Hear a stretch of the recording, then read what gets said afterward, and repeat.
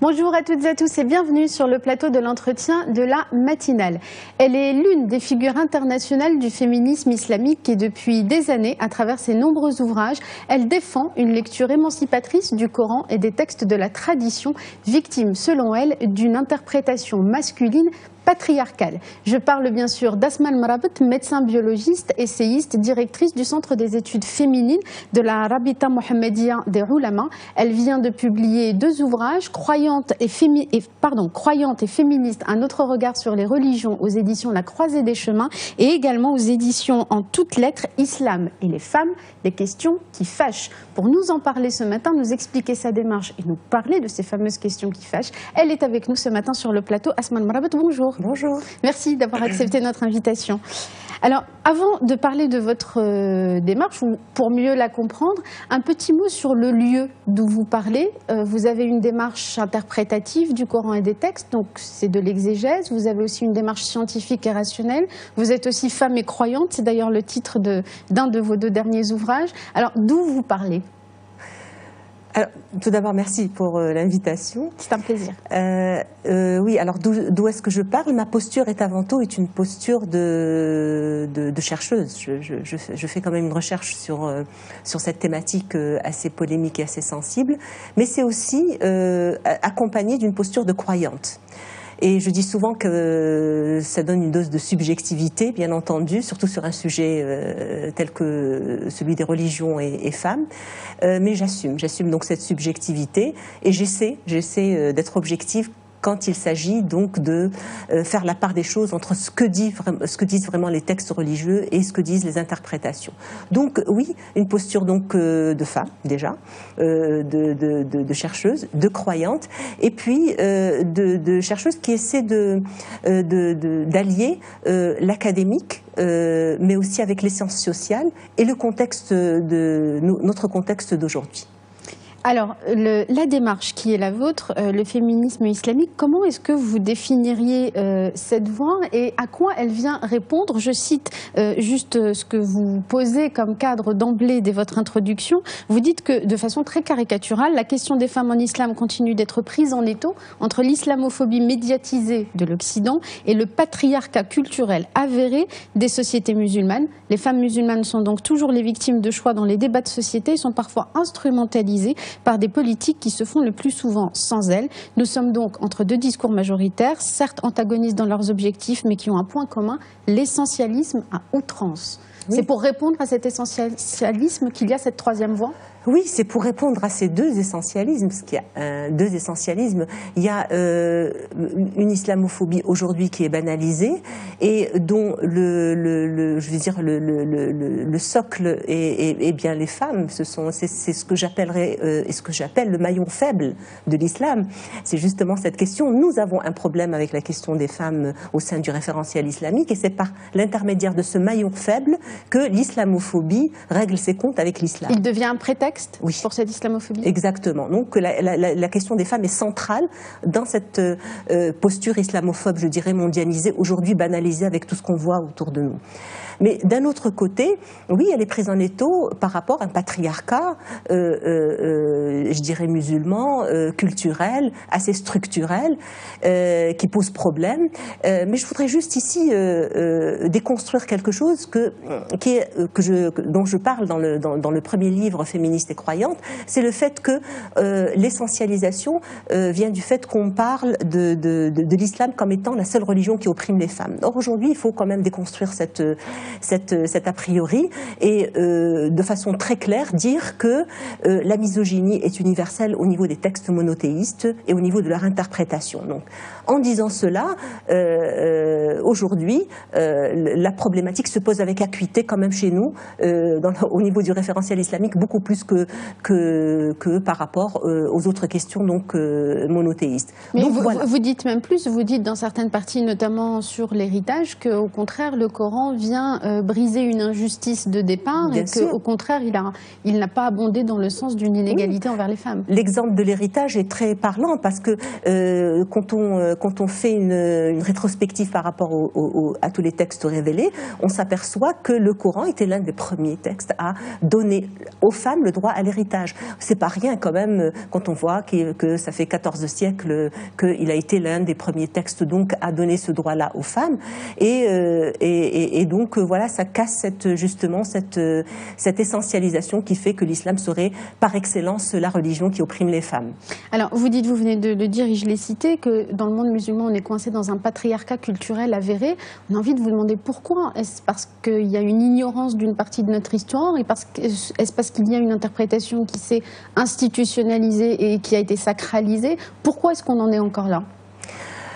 Écoutez, on en est encore là et je dirais que ça empire un petit peu parce que quand on voit un petit peu toute l'historiographie, il y a eu des moments où surtout au tout début, juste après la révélation, les premiers siècles, où les femmes ont contribué justement à la richesse donc de cette civilisation, à l'apport donc académique, à l'apport scientifique. Les femmes ont traduit, ont transmis beaucoup de hadiths, elles sont très connues comme étant érudites. Vous savez, les 2 ou 3 fondateurs des écoles juridiques ont eu comme enseignantes ce qu'on appelle des femmes qui étaient très connues, donc érudites, etc. Donc, moi, je pense qu'avec la décadence donc de l'histoire, donc de la décadence de la civilisation islamique, les conflits politiques qu'on a connus donc pour le califat, etc. Et puis la codification des sciences islamiques à partir du 8e, 9e siècle, et aussi le contact avec des civilisations, c'est-à-dire des civilisations nouvelles comme perses, indo-pakistanaises, etc., avec leur culture, leur patriarcat aussi, a fait que tout ça n'a pas été très positif pour les femmes, et donc il y a eu un patriarcat qui s'est installé et où surtout les écoles juridiques, parce que il faut faire la part des choses entre ce que dit le message spirituel et ce qu'on appellerait le fiqh, la jurisprudence islamique. C'est elle qui a été la plus misogyne, la plus discriminatoire envers les femmes, et donc on oublie que la jurisprudence ou le fiqh n'est pas le texte, ne représentent pas le message, mais ce sont des interprétations juridiques qui sont le produit d'interprétations humaines faites par des hommes qui ont dû répondre à leur contexte. Donc, on peut les critiquer. Alors, c'est la démarche que vous adoptez. Je vous laisse la définir. En quoi consiste cette démarche de déconstruction et de lecture plus émancipatrice du Coran et puis aussi des textes de la tradition? Écoutez, et surtout, pardon, comme ça je lis toutes les questions et je vous laisse répondre. Est-ce que c'est réformiste? Parce qu'on entend beaucoup parler de réforme de l'islam. On a parlé de l'Occident au début, qu'il y a une injonction à réformer l'islam. Est-ce que cette démarche que vous prenez est réformiste? Oui, cette démarche est essentiellement et absolument réformiste. Et elle s'inscrit dans la longue tradition de la réforme de l'islam. Je n'invente rien. Les réformistes ont toujours existé, je vais même vous dire, depuis le temps c'est-à-dire même juste très très peu après la mort du prophète. On a toujours eu 2 grandes traditions d'interprétation du Coran. Celle qui interprète avec la raison et la contextualisation, et on l'a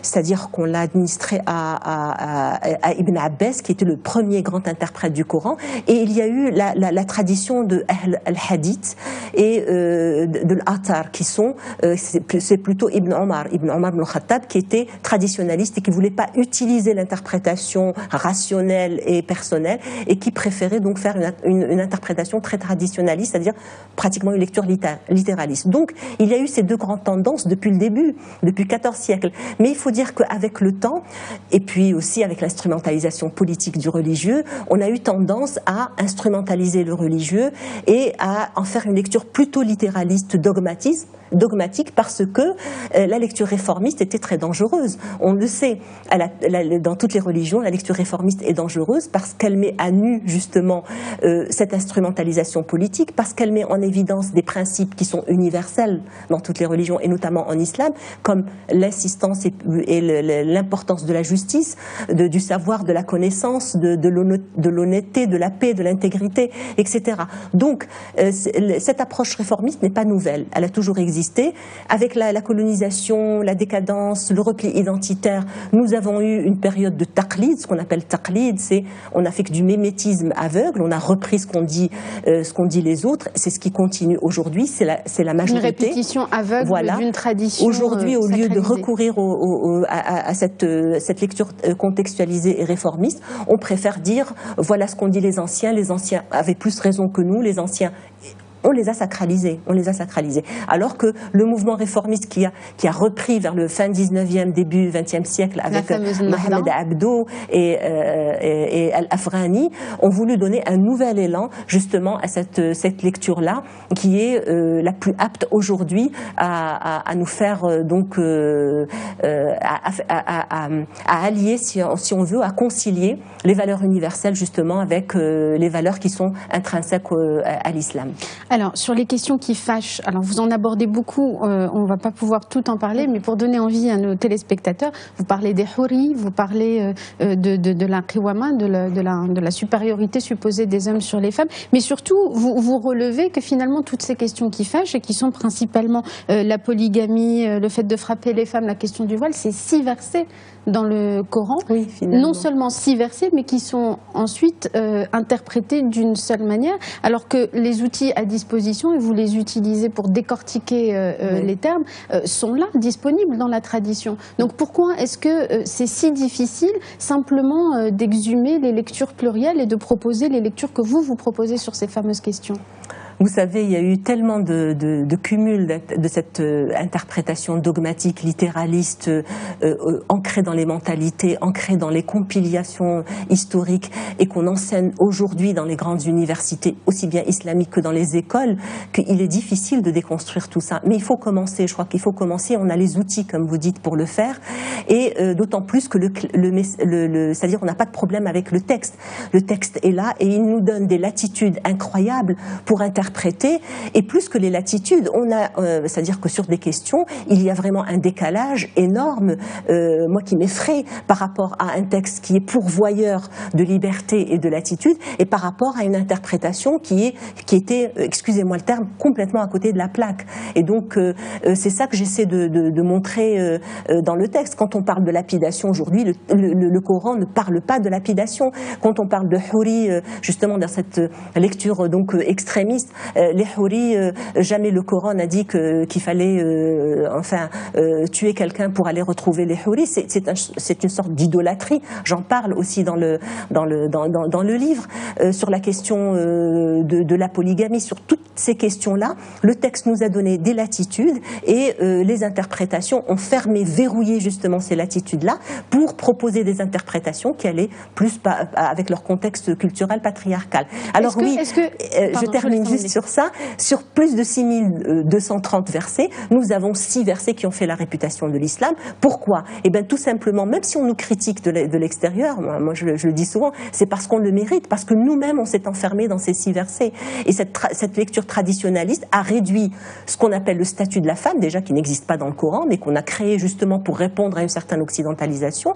Et donc, on les a réduits à 6 versets, qui sont la polygamie, le témoignage, la part de donc l'héritage, l'autorité qui est la qiwama, en disant c'est ça le statut de la femme dans le Coran. Or, le Coran ne parle pas de statut de la femme, il parle du statut de l'insan. Et l'insan, c'est l'homme et la femme. Bani Adam, insan. 90% du Coran a cette dimension humaniste qui est très intéressante et qui est aujourd'hui, je vais dire, elle est en plein dans le centre elle est centrale dans les droits humains. Merci beaucoup Asma Al-Marabet d'avoir été avec nous ce matin. Je rappelle donc vos 2 ouvrages, Croyante et féministe, un autre regard sur les religions, aux éditions La Croisée des Chemins, et puis celui-ci aux éditions En toutes lettres, Islam et femmes, les questions qui fâchent. Merci beaucoup Asma Al-Marabet.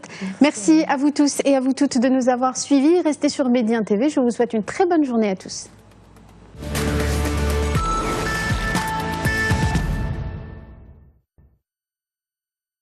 Bonjour à toutes et à tous et bienvenue sur le plateau de l'entretien de la matinale. Elle est l'une des figures internationales du féminisme islamique et depuis des années, à travers ses nombreux ouvrages, elle défend une lecture émancipatrice du Coran et des textes de la tradition, victime selon elle d'une interprétation masculine patriarcale. Je parle bien sûr d'Asma Al-Marabat, médecin biologiste, essayiste, directrice du Centre des études féminines de la Rabita Mohammedia des Ulama. Elle vient de publier 2 ouvrages, Croyante et féministe, un autre regard sur les religions aux éditions La Croisée des Chemins et également aux éditions En toutes lettres, Islam et les femmes, des questions qui fâchent. Pour nous en parler ce matin, nous expliquer sa démarche et nous parler de ces fameuses questions qui fâchent, elle est avec nous ce matin sur le plateau. Asma Al-Marabat, bonjour. Bonjour. Merci d'avoir accepté notre invitation. Alors, avant de parler de votre démarche, ou pour mieux la comprendre, un petit mot sur le lieu d'où vous parlez. Vous avez une démarche interprétative du Coran et des textes, donc c'est de l'exégèse. Vous avez aussi une démarche scientifique et rationnelle. Vous êtes aussi femme et croyante, c'est d'ailleurs le titre d'un de vos 2 derniers ouvrages. Alors, d'où vous parlez ? Alors, tout d'abord, merci pour l'invitation. C'est un plaisir. Oui, alors d'où est-ce que je parle? Ma posture est avant tout une posture de chercheuse. Je fais quand même une recherche sur cette thématique assez polémique et assez sensible, mais c'est aussi accompagné d'une posture de croyante.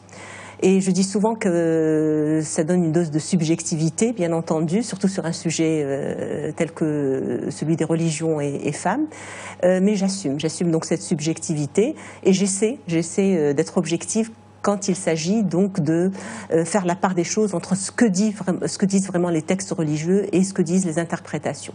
Donc oui, une posture donc de femme déjà, de chercheuse, de croyante, et puis de chercheuse qui essaie d'allier l'académique, mais aussi avec les sciences sociales et le contexte notre contexte d'aujourd'hui. Alors, la démarche qui est la vôtre, le féminisme islamique, comment est-ce que vous définiriez cette voie et à quoi elle vient répondre? Je cite juste ce que vous posez comme cadre d'emblée dès votre introduction. Vous dites que, de façon très caricaturale, la question des femmes en islam continue d'être prise en étau entre l'islamophobie médiatisée de l'Occident et le patriarcat culturel avéré des sociétés musulmanes. Les femmes musulmanes sont donc toujours les victimes de choix dans les débats de société et sont parfois instrumentalisées par des politiques qui se font le plus souvent sans elles. Nous sommes donc entre 2 discours majoritaires, certes antagonistes dans leurs objectifs, mais qui ont un point commun, l'essentialisme à outrance. Oui. C'est pour répondre à cet essentialisme qu'il y a cette 3e voie ? Oui, c'est pour répondre à ces 2 essentialismes, parce qu'il y a 2 essentialismes.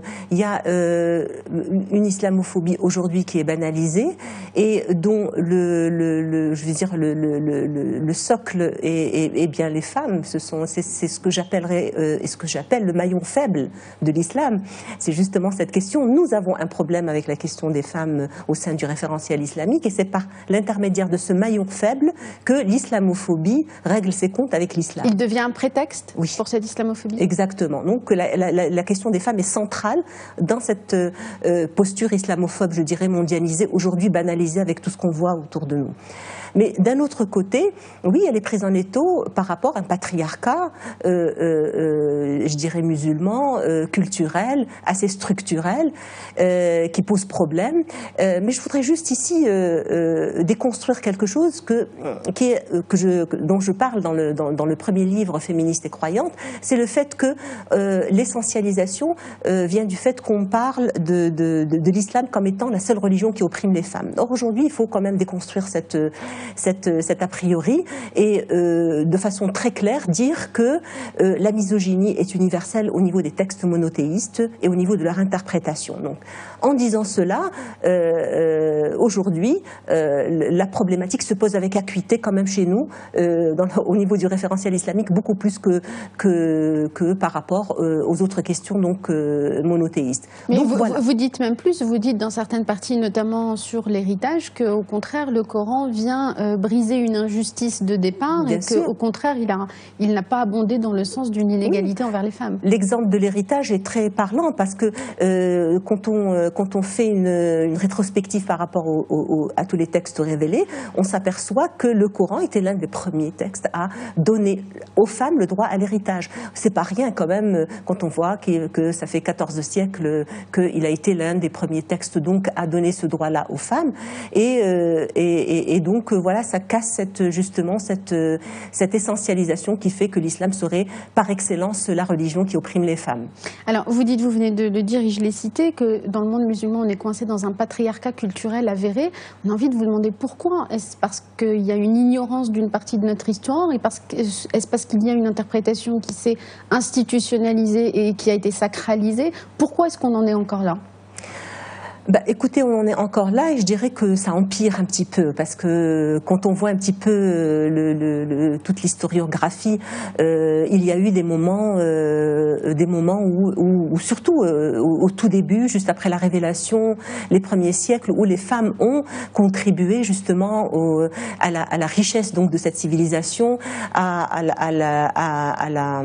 l'apport donc académique, à l'apport scientifique. Les femmes ont traduit, ont transmis beaucoup de hadiths, elles sont très connues comme étant érudites. Vous savez, les 2 ou 3 fondateurs des écoles juridiques ont eu comme enseignantes ce qu'on appelle des femmes qui étaient très connues, donc érudites, etc. Donc, moi, je pense qu'avec la décadence donc de l'histoire, donc de la décadence de la civilisation islamique, les conflits politiques qu'on a connus donc pour le califat, etc. Et puis la codification des sciences islamiques à partir du 8e, 9e siècle, et aussi le contact avec des civilisations, c'est-à-dire des civilisations nouvelles comme perses, indo-pakistanaises, etc., avec leur culture, leur patriarcat aussi, a fait que tout ça n'a pas été très positif pour les femmes, et donc il y a eu un patriarcat qui s'est installé, et où surtout les écoles juridiques, parce que il faut faire la part des choses entre ce que dit le message spirituel et ce qu'on appellerait le fiqh, la jurisprudence islamique. C'est elle qui a été la plus misogyne, la plus discriminatoire envers les femmes, et donc on oublie que la jurisprudence ou le fiqh n'est pas le texte, ne représentent pas le message, mais ce sont des interprétations juridiques qui sont le produit d'interprétations humaines faites par des hommes qui ont dû répondre à leur contexte. Donc, on peut les critiquer. Alors, c'est la démarche que vous adoptez. Je vous laisse la définir. En quoi consiste cette démarche de déconstruction et de lecture plus émancipatrice du Coran, et puis aussi des textes de la tradition? Écoutez, et surtout, pardon, comme ça je lis toutes les questions et je vous laisse répondre, est-ce que c'est réformiste? Parce qu'on entend beaucoup parler de réforme de l'islam. On a parlé de l'Occident au début, il y a une injonction à réformer l'islam. Est-ce que cette démarche que vous prenez est réformiste? Oui, cette démarche est essentiellement et absolument réformiste. Et elle s'inscrit dans la longue tradition de la réforme de l'islam. Je n'invente rien. Les réformistes ont toujours existé, je vais même vous dire, depuis le temps c'est-à-dire même juste très très peu après la mort du prophète. On a toujours eu 2 grandes traditions d'interprétation du Coran. Celle qui interprète avec la raison et la contextualisation, et on l'a c'est-à-dire qu'on l'a administré à Ibn Abbas, qui était le premier grand interprète du Coran, et il y a eu la tradition de Al-Hadith et de l'Athar, qui sont, c'est plutôt Ibn Omar ibn Khattab, qui était traditionnaliste et qui ne voulait pas utiliser l'interprétation rationnelle et personnelle, et qui préférait donc faire une interprétation très traditionnaliste, c'est-à-dire pratiquement une lecture littéraliste. Donc il y a eu ces 2 grandes tendances depuis le début, depuis 14 siècles. Mais il faut dire qu'avec le temps, et puis aussi avec l'instrumentalisation politique du religieux, on a eu tendance à instrumentaliser le religieux et à en faire une lecture plutôt littéraliste, dogmatique, parce que la lecture réformiste était très dangereuse. On le sait, dans toutes les religions, la lecture réformiste est dangereuse parce qu'elle met à nu justement cette instrumentalisation politique, parce qu'elle met en évidence des principes qui sont universels dans toutes les religions, et notamment en islam, comme l'insistance l'importance de la justice, du savoir, de la connaissance, de l'honnêteté, de la paix, de l'intégrité, etc. Donc, cette approche réformiste n'est pas nouvelle. Elle a toujours existé. Avec la colonisation, la décadence, le repli identitaire, nous avons eu une période de taqlid. Ce qu'on appelle taqlid, c'est on a fait que du mimétisme aveugle, on a repris ce qu'ont dit les autres. C'est ce qui continue aujourd'hui. C'est la majorité. Une répétition aveugle d'une tradition. Aujourd'hui, au lieu de recourir à cette lecture contextualisée et réformiste, on préfère dire voilà ce qu'ont dit les anciens avaient plus raison que nous, les anciens. On les a sacralisés. Alors que le mouvement réformiste qui a repris vers le fin 19e, début 20e siècle avec Mohamed Abdo et Al-Afghani ont voulu donner un nouvel élan justement à cette lecture-là qui est la plus apte aujourd'hui à nous faire à allier, si on veut, à concilier les valeurs universelles justement avec les valeurs qui sont intrinsèques à l'islam. Alors, sur les questions qui fâchent, alors vous en abordez beaucoup, on ne va pas pouvoir tout en parler, mais pour donner envie à nos téléspectateurs, vous parlez des houris, vous parlez de la qiwama, de la supériorité supposée des hommes sur les femmes, mais surtout, vous relevez que finalement, toutes ces questions qui fâchent, et qui sont principalement la polygamie, le fait de frapper les femmes, la question du voile, c'est 6 versets dans le Coran, oui, non seulement 6 versets, mais qui sont ensuite interprétés d'une seule manière, alors que les outils à disposition, et vous les utilisez pour décortiquer les termes, sont là, disponibles dans la tradition. Donc pourquoi est-ce que c'est si difficile simplement d'exhumer les lectures plurielles et de proposer les lectures que vous proposez sur ces fameuses questions ? Vous savez, il y a eu tellement de cumul de cette interprétation dogmatique, littéraliste, ancrée dans les mentalités, ancrée dans les compilations historiques, et qu'on enseigne aujourd'hui dans les grandes universités, aussi bien islamiques que dans les écoles, qu'il est difficile de déconstruire tout ça. Mais il faut commencer, je crois qu'il faut commencer, on a les outils, comme vous dites, pour le faire, et d'autant plus que c'est-à-dire on n'a pas de problème avec le texte. Le texte est là, et il nous donne des latitudes incroyables pour interpréter, et plus que les latitudes, on a, c'est-à-dire que sur des questions, il y a vraiment un décalage énorme, moi qui m'effraie par rapport à un texte qui est pourvoyeur de liberté et de latitude, et par rapport à une interprétation qui était, excusez-moi le terme, complètement à côté de la plaque. Et donc, c'est ça que j'essaie de montrer dans le texte. Quand on parle de lapidation aujourd'hui, le Coran ne parle pas de lapidation. Quand on parle de houri, justement dans cette lecture donc extrémiste, les houris, jamais le Coran n'a dit qu'il fallait tuer quelqu'un pour aller retrouver les houris. C'est une sorte d'idolâtrie. J'en parle aussi dans le livre sur la question de la polygamie, sur toutes ces questions-là. Le texte nous a donné des latitudes et les interprétations ont fermé, verrouillé justement ces latitudes-là pour proposer des interprétations qui allaient plus avec leur contexte culturel patriarcal. Alors je termine juste sur ça. Sur plus de 6230 versets, nous avons 6 versets qui ont fait la réputation de l'islam. Pourquoi ? Eh bien, tout simplement, même si on nous critique de l'extérieur, moi je le dis souvent, c'est parce qu'on le mérite, parce que nous-mêmes on s'est enfermés dans ces 6 versets. Et cette lecture traditionnaliste a réduit ce qu'on appelle le statut de la femme, déjà qui n'existe pas dans le Coran, mais qu'on a créé justement pour répondre à une certaine occidentalisation. Et donc, on les a réduits à 6 versets, qui sont la polygamie, le témoignage, la part de donc l'héritage, l'autorité qui est la qiwama, en disant c'est ça le statut de la femme dans le Coran. Or, le Coran ne parle pas de statut de la femme, il parle du statut de l'insan. Et l'insan, c'est l'homme et la femme. Bani Adam, insan. 90% du Coran a cette dimension humaniste qui est très intéressante et qui est aujourd'hui, je vais dire, elle est en plein dans le centre elle est centrale dans les droits humains. Merci beaucoup Asma Al-Marabet d'avoir été avec nous ce matin. Je rappelle donc vos 2 ouvrages, Croyante et féministe, un autre regard sur les religions, aux éditions La Croisée des Chemins, et puis celui-ci aux éditions En toutes lettres, Islam et femmes, les questions qui fâchent. Merci beaucoup Asma Al-Marabet. Merci à vous tous et à vous toutes de nous avoir suivis. Restez sur Médien TV. Je vous souhaite une très bonne journée à tous.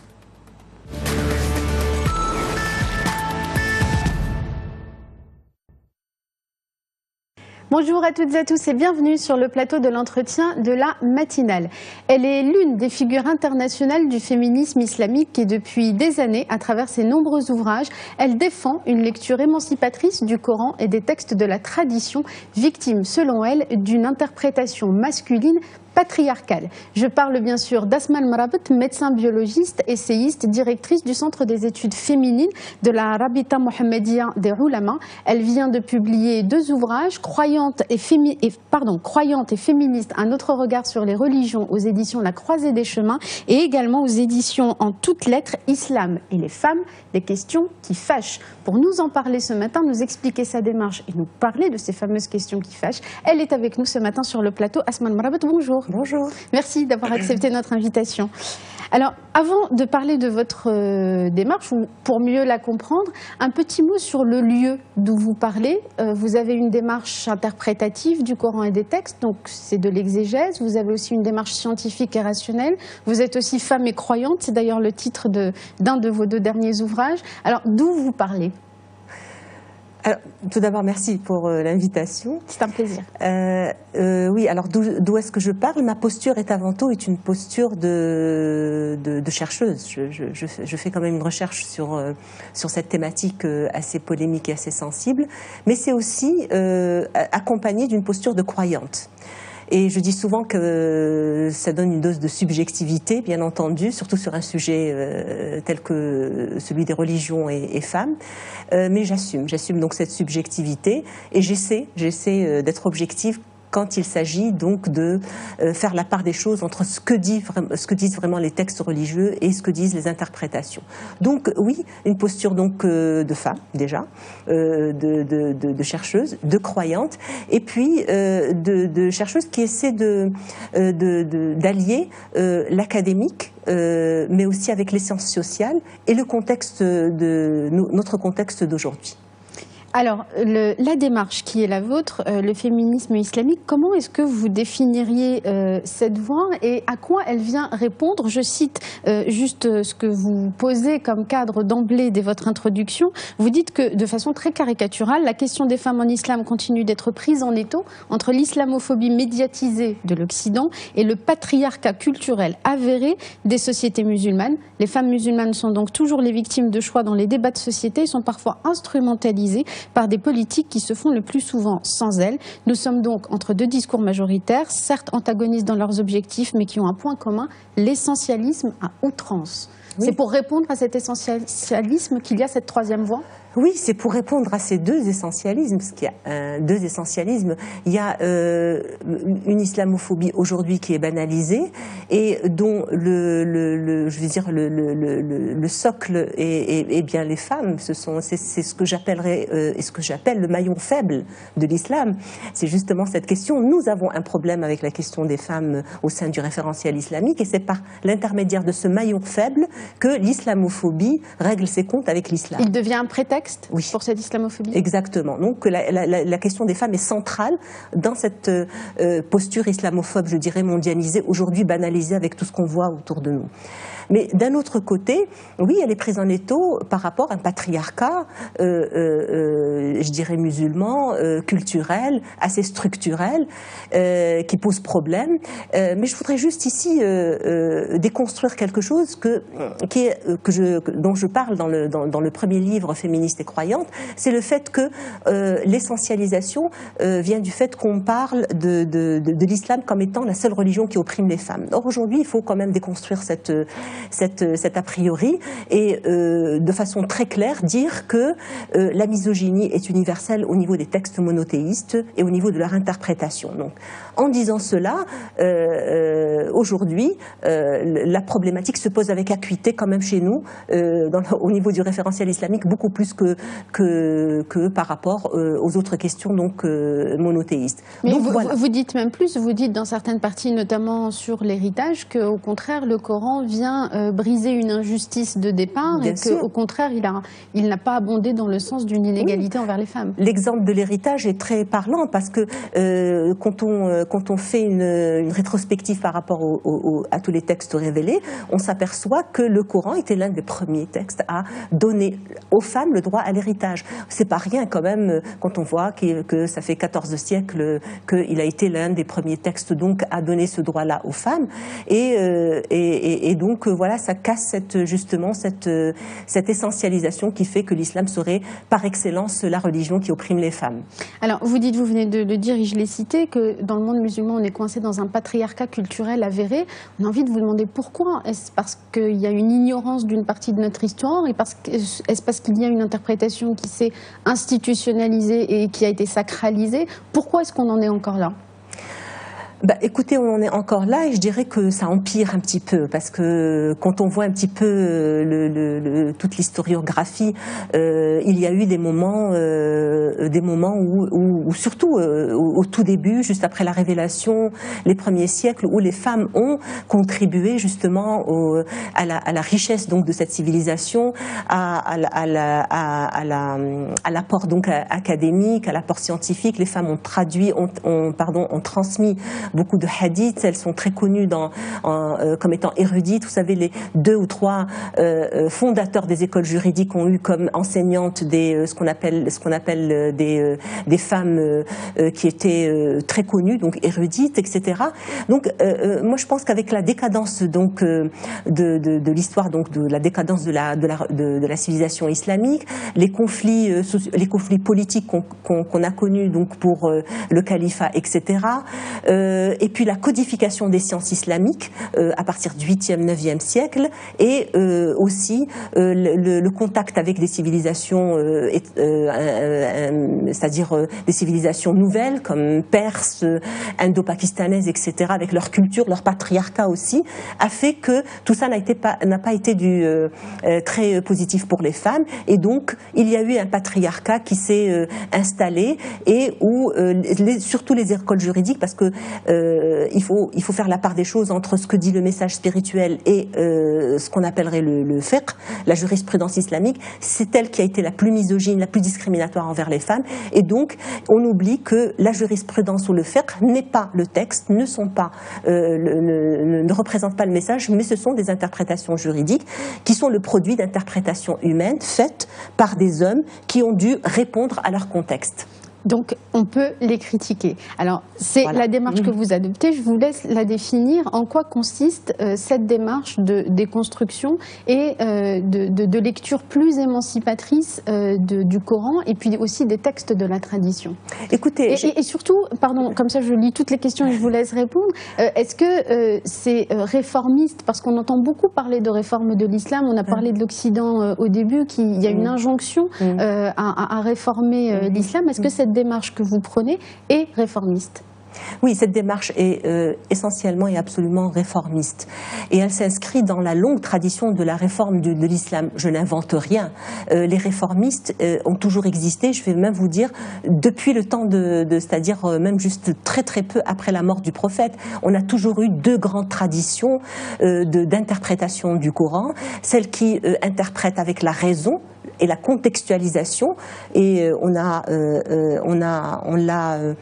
c'est-à-dire qu'on l'a administré à Ibn Abbas, qui était le premier grand interprète du Coran, et il y a eu la tradition de Al-Hadith et de l'Athar, qui sont, c'est plutôt Ibn Omar ibn Khattab, qui était traditionnaliste et qui ne voulait pas utiliser l'interprétation rationnelle et personnelle, et qui préférait donc faire une interprétation très traditionnaliste, c'est-à-dire pratiquement une lecture littéraliste. Donc il y a eu ces 2 grandes tendances depuis le début, depuis 14 siècles. Mais il faut dire qu'avec le temps, et puis aussi avec l'instrumentalisation politique du religieux, on a eu tendance à instrumentaliser le religieux et à en faire une lecture plutôt littéraliste, dogmatique, parce que la lecture réformiste était très dangereuse. On le sait, dans toutes les religions, la lecture réformiste est dangereuse parce qu'elle met à nu justement cette instrumentalisation politique, parce qu'elle met en évidence des principes qui sont universels dans toutes les religions, et notamment en islam, comme l'insistance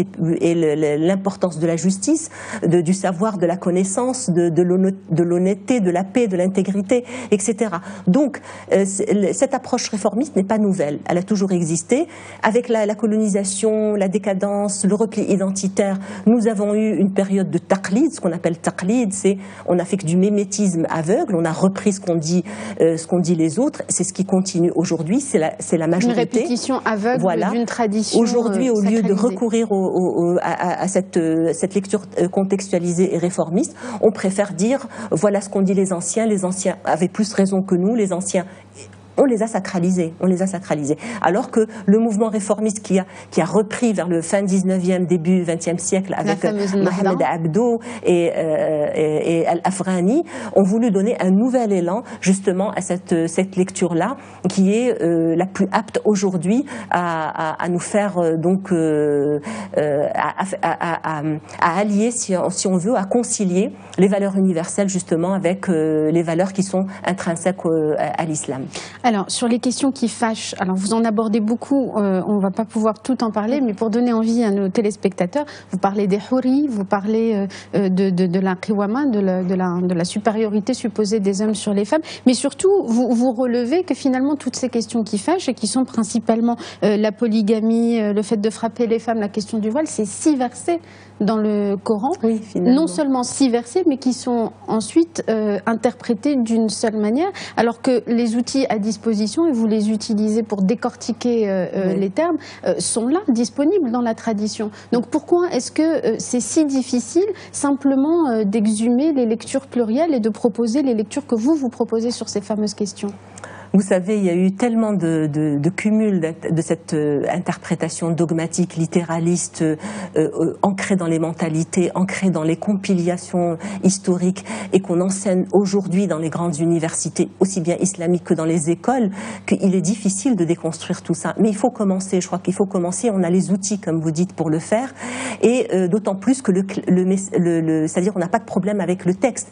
Le texte est là, et il nous donne des latitudes incroyables pour interpréter, et plus que les latitudes, c'est-à-dire que sur des questions, il y a vraiment un décalage énorme, moi qui m'effraie par rapport à un texte qui est pourvoyeur de liberté et de latitude, et par rapport à une interprétation qui était, excusez-moi le terme, complètement à côté de la plaque. Et donc, c'est ça que j'essaie de montrer dans le texte. Quand on parle de lapidation aujourd'hui, le Coran ne parle pas de lapidation. Quand on parle de houri, justement dans cette lecture donc extrémiste, les houris, jamais le Coran n'a dit qu'il fallait tuer quelqu'un pour aller retrouver les houris. C'est une sorte d'idolâtrie. J'en parle aussi dans le livre sur la question de la polygamie, sur toutes ces questions-là. Le texte nous a donné des latitudes, et les interprétations ont fermé, verrouillé justement ces latitudes-là pour proposer des interprétations qui allaient plus avec leur contexte culturel patriarcal. Alors je termine juste sur ça. Sur plus de 6230 versets, nous avons 6 versets qui ont fait la réputation de l'islam. Pourquoi ? Eh bien, tout simplement, même si on nous critique de l'extérieur, moi je le dis souvent, c'est parce qu'on le mérite, parce que nous-mêmes on s'est enfermés dans ces 6 versets. Et cette lecture traditionnaliste a réduit ce qu'on appelle le statut de la femme, déjà qui n'existe pas dans le Coran, mais qu'on a créé justement pour répondre à une certaine occidentalisation. Et donc, on les a réduits à 6 versets, qui sont la polygamie, le témoignage, la part de l'héritage, l'autorité qui est la qiwama, en disant c'est ça le statut de la femme dans le Coran. Or, le Coran ne parle pas de statut de la femme, il parle du statut de l'insan. Et l'insan, c'est l'homme et la femme. Bani Adam, insan. 90% du Coran a cette dimension humaniste qui est très intéressante et qui est aujourd'hui, je vais dire, elle est en plein dans le centre elle est centrale dans les droits humains.